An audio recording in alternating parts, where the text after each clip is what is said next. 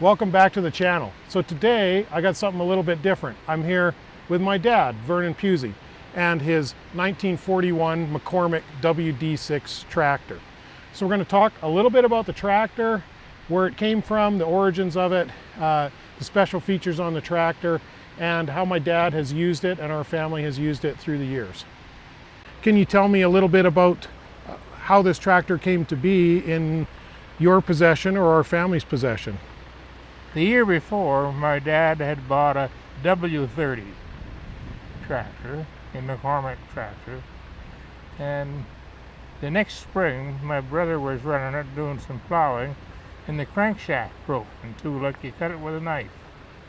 Jack Stewart from Stewart Brothers has called me up and said that this tractor that broke the crankshaft, that they will look after me, and they have a brand new tractor on the market. It's new styling and it's new, and it's a diesel and so on. So I want you to come in and have a look at this tractor, and I'll treat you really good and make a good deal on it for you. So my dad said to me, and this is, you know, what the hell, I'm only like 7 years old or something, but he said, I'm going to take this census paper in, and I'm going to stop at Stewart Brothers in Red Deer and look at this new tractor that Jack is telling me about. So we stopped in Red Deer, and Jack Stewart was a really wonderful person, really. But he always wore a nice suit. Always. Like Ed Sullivan. Yeah, like Ed Sullivan. Anyway, so we went in the new. It was a new building that they had.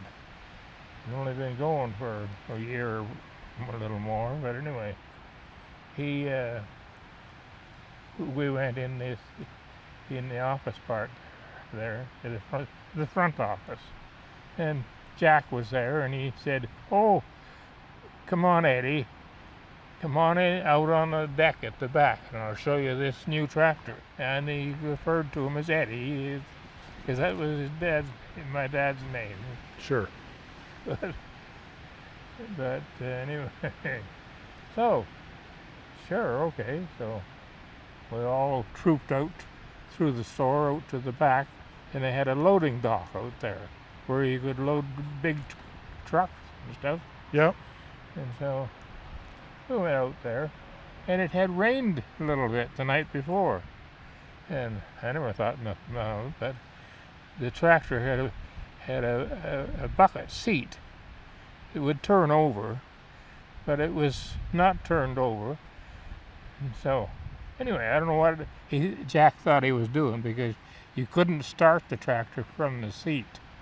But he jumped up on the tractor and sat down in the seat, demonstrating it to my dad, and he sat in a pool of water. But I remember it so vividly, because when he stood up, the water was just pouring off his butt. With his fancy suit. Yeah, right. I guess I really remember this because of the water pouring off of Jack's butt. And Jack made him an offer to take care of the broken tractor, sort of thing, in trade for this new tractor. Right. They would have warranted the crankshaft, but rather than do that, right. That was a failing in that model of McCormick, though, wasn't it? Well, it seemed like it, but anyway, there's no. And so he offered my dad a deal that he couldn't refuse, to buy this new tractor. Now, was this in the spring of 41? Or? Yes, it was. And the war was on, so there was hardly any production of consumer goods, but agricultural goods were a strategic product, so you could still get tractors, right? They still had a small priority for them. Right. Yeah. Okay. Yeah. So then what? The tractor got brought home, and you put it to work. Your dad put it to work. And how long did you use this tractor? How long did he use this tractor as a sort of primary tractor? It It was his only tractor for years, his WD-6. So he used it until he retired? Oh, yeah, absolutely. And that was his only tractor? And my brother and I used it on the farm after he retired. Right. And that, for years, it was his only tractor. He did everything with it. So did he never have another tractor after buying this one? Not that I know of. And he farmed until when, the 1960s? Yeah.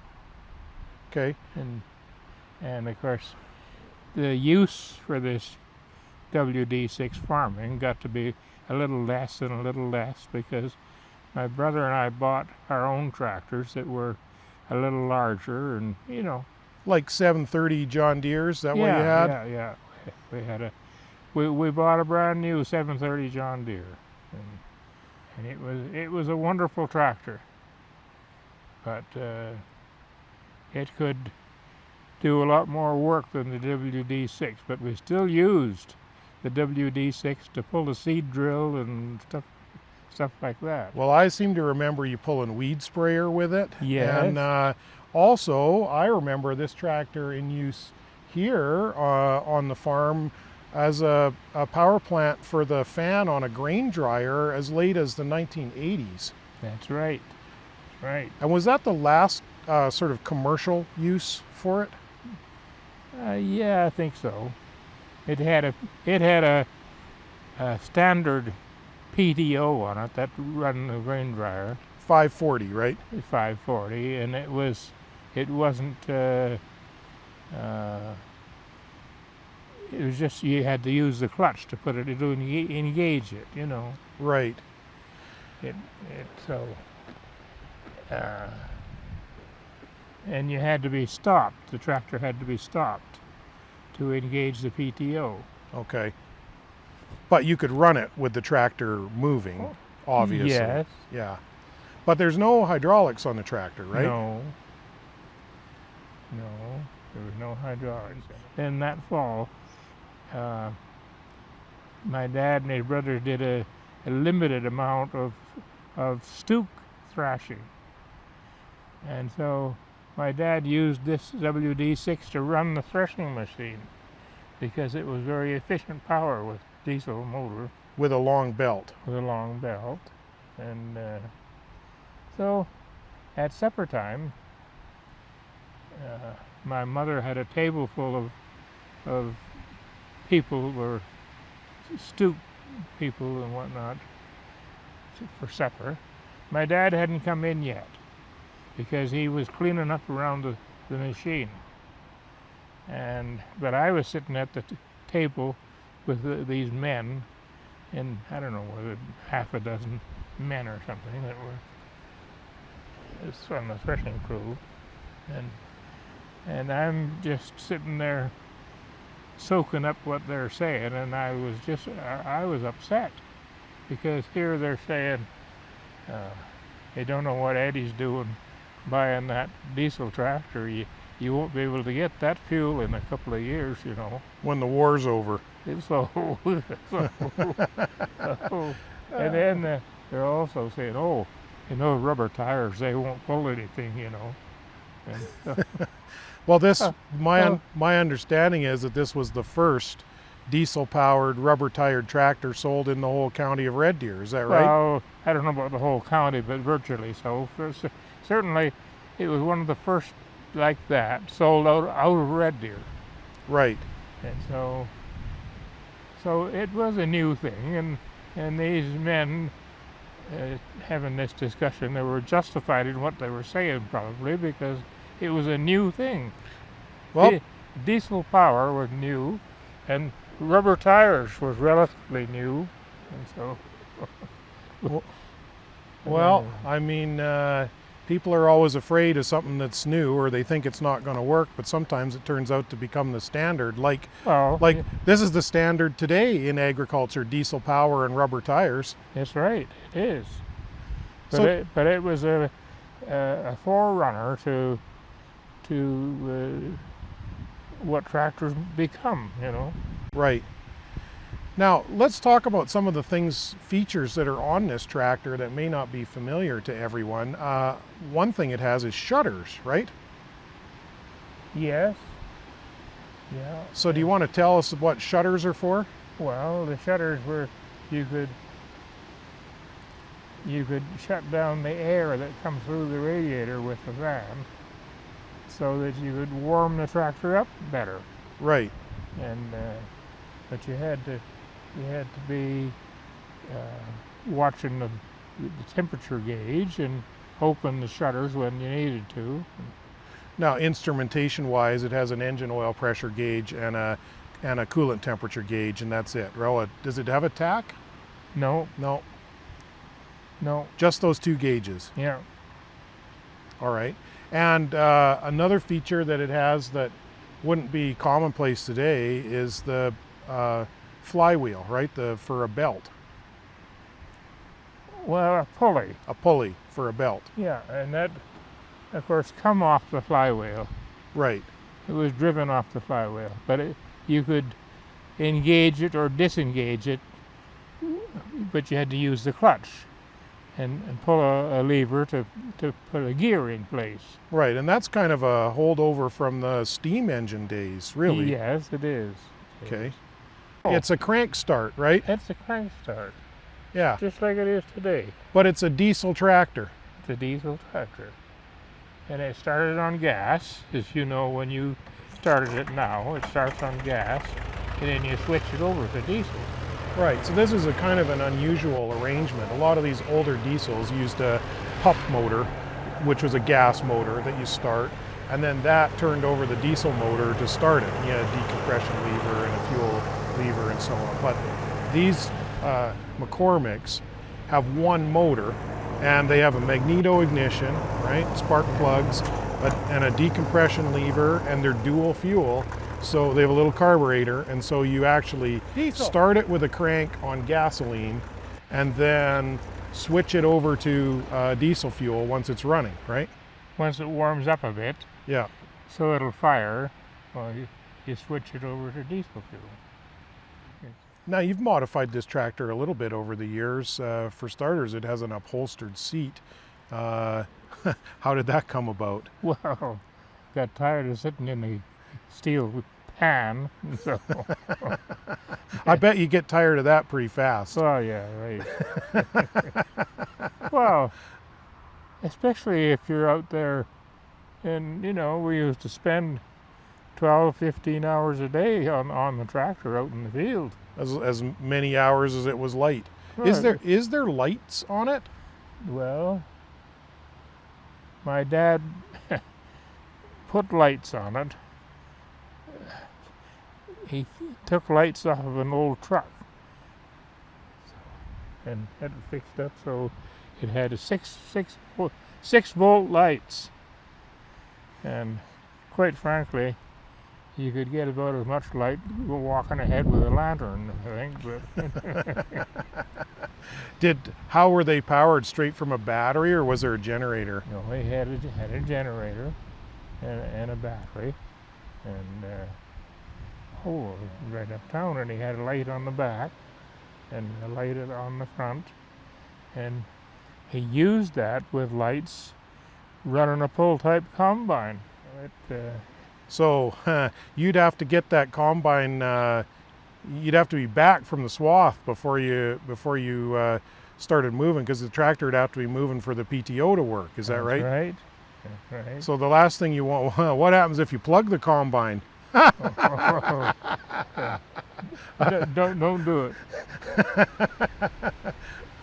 If you were plugging up the machine, Yeah. it would lock up the transmission and the PTO together. Right. So you have a hell of a time to get it out of gear. Oh, geez. Well, I will say, when I was a young man and getting started with combining, I was told that that rule number 1 was not to plug it, and that rule number 2 was not to forget rule number 1. Yeah, right. Maybe this is where that comes from. It certainly does.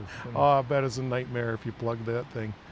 All you could do is shut the tractor off and work around with the machine until you got it loosened up to unplug it. So how many hours would you say are on this tractor? Since it was my dad's only tractor for years, there's no question there's thousands of hours on it. Be north of 10,000. Oh, I would say yes. And Yeah. has it ever had any significant maintenance issues? No, not really. But at one point, I'm not quite sure why he did it, but he had a lot of hours on it, I guess, and he took it back to Stewart Brothers and got them to put new sleeves and pistons in it. And it had a sleeve set up so you could put new sleeves in the holes to fit the pistons in. He took it into Stewart Brothers and they redid the bearings, the main bearings, and the sleeves and the pistons and whatnot. And Okay. I'm not sure exactly why. It wasn't failing, but he thought it had enough hours on it that it would benefit from doing this. So it had that done to it once. Okay. So it's, when we're filming this, it's 82 years since this tractor was new. And it's been a long, hard winter, and it's been sitting in its shed, as a special shed here on the farm, over the winter. Hasn't been run since at least last year. And another modification that you have put on the tractor is an electric start, right? Right. Right. So I use the electric start. I'm not man enough to get it started with the crank, especially after it's been sitting that long. But it fired right up. Like it literally fired right up. Yeah. Maybe International Harvester, Case IH, should be writing a letter to my dad to tell him how appreciative they are for this advertisement, how good this equipment really is, because you could use it for 82 years and it's still going strong. Well, yeah, and I think it still looks pretty good. We've sort of taken care of it and actually given it a new paint job at one point. You did a little restoration work, right? Painted it and decal kit and so on, Yeah. and took some of the like scabby extraneous mods like the lights and whatnot off of it, right? Right. Right. It didn't work very well anyway. Right. So, So- as it's sitting here today, the only things that are really changed from original are it has an electric start, although you can still start it with the crank, and it has an upholstered seat, and that's about it, right? That's about it. That's right. If you've noticed, there's all kinds of stickers on here from where I've been tractor pulling. Right. And you can see that I've been in a lot of places tractor pulling. In more recent years, that's kind of what you've used it for, is old-time tractor pull, right? That's right. That's all I've used it for, really. And you have a fleet of old-time tractors, and you've had a fairly successful career in old-time tractor pull, winning and invited to the provincial championships and so on. It runs Class 2 in old-time tractor pull. That's right. And the thing is about Class 2, there's usually a lot of tractors in Class 2.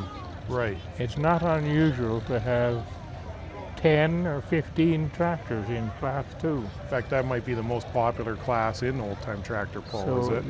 Well, it's simply because that's the size, you know. Sure. So, And a lot of them are gassers that have more power for the weight. yes, right. They do. There could be as many as 15 other tractors in that class. Right. And in spite of this, I have never taken first, but I have taken second place several times. At least 3 times that I could come to mind, I have taken second place in that class. Right. In spite of the fact that there's a dozen or 15 tractors in the class. Well, and some of those tractors would have a substantial power advantage, like 20 horsepower or more. We're supposed to have What's the power rating on this unit? about 28 horsepower. Is that on a drawbar? Yeah. Okay. So it's but the advantage it has is that with diesel power, there's a lot more bottom end torque to it. Right. than there is with a gas job. So when you get in the pull, it'll stay with the pull longer than a gas tractor of the same size. Now, when you were farming with it, how wide a cultivator did you pull? 7 foot. And seed drill? 12-foot seed drill and a 4-bottom 14-inch plow. It would pull all day. And when your dad was combining, which pull type combine did he use? Oh, various ones, but Minneapolis, John Deere. I remember one year him and his brother Fred owned a combine between them always. Right. And they had bought a new John Deere, brand new John Deere combine. It was 6-foot table and a 6-foot pickup. Oh, it was a real selling point. It was 6 foot straight through. So, now this is a belt pickup. I mean, here in Canada, you would have used a windrower to swath it, or in those days, would it have been mowed? No, initially we used a 10-foot power binder. Okay. And run the grain out over where it would normally go into the catcher for the sheaves. Would disconnect the tie-in mechanism to tie the bundles. Right. And it would just flow into the stubble. Right. So it was essentially like a de facto windrower. Yeah. Right. But the original intent of that machine would have been to create bundles for a thrashing machine. That's right. Okay. So, and then did you move on to a pull type? Did you move on to a pull type windrower? Or yes. That you used with this tractor? Yes. And then the 730 John Deere we used on the windrower. Okay. And it was a factory windrower and a real good one, a McCormick Deering. Right. And it, how wide of a cut would that be? Well, it only cut, I'm not sure whether it was 10 or 12 feet. No, can't remember for sure. But you pulled that windrower with the 730. Yeah, here we pulled it with this tractor. You could use it. You could use it with the WD6 too. Yeah. Okay.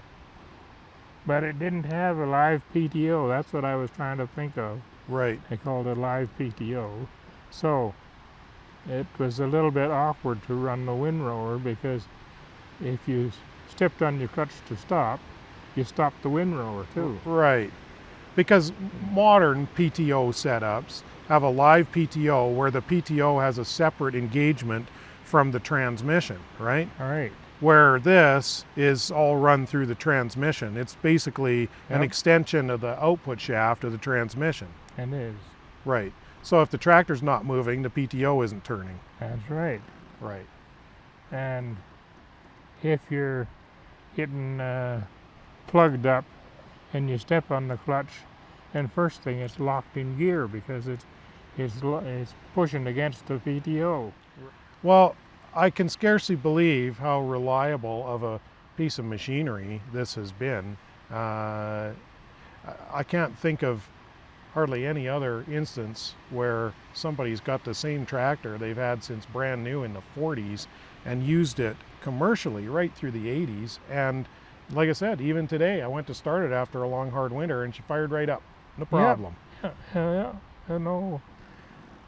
Tractors in that period of time were reliable, very strongly made, and lasted a long time. Now maybe I should, discuss a little bit with you about crank starting it. So you can put a big hand crank in the front of the tractor, but you were giving me some advice so as I don't break my arm. What was that advice? Well, always pull up on the crank. Don't try to go all the way around. Right. So I start with the crank down at the 6 o'clock position, pull up and let go. Yeah, right. Well, and if it fires, it'll automatically kick out of your hand. Right. But it could backfire on you, and if you're going around where you've got your arm pushed against it, it could break your arm. That's right. Right. And so that's why you always just pull up on the crank. You're only turning it half a revolution, but it's enough to start it if it's in good condition. All right. But the key to making it start properly is to have good spark plugs and have them clean, and so have the electrical part in good condition. Right. And it has a little hand choke, which I know there's a modification on this due to it having electric start where you got a wire run back there to control the choke. But really, that's your only control over the gas engine is that choke, right? Right. And it's just a little lever on the side of the carburetor. And if you look real That's careful, right. It says choke right on it in English. But Yeah. And you start it, when you go to crank it, you start with that choke closed, right? You do. Even if it's warm? As even if it's warm. But as soon as it fires, you relieve the choke at least halfway. Right. Otherwise, you'll flood it. Right.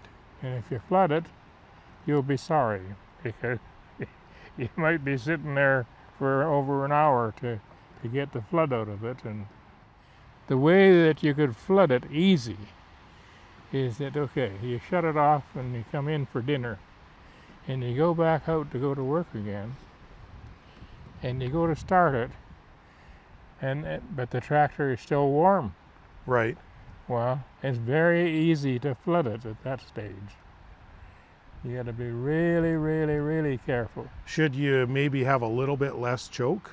Well, you can have it on full choke initially, but as quick as it fires, you got to take it off.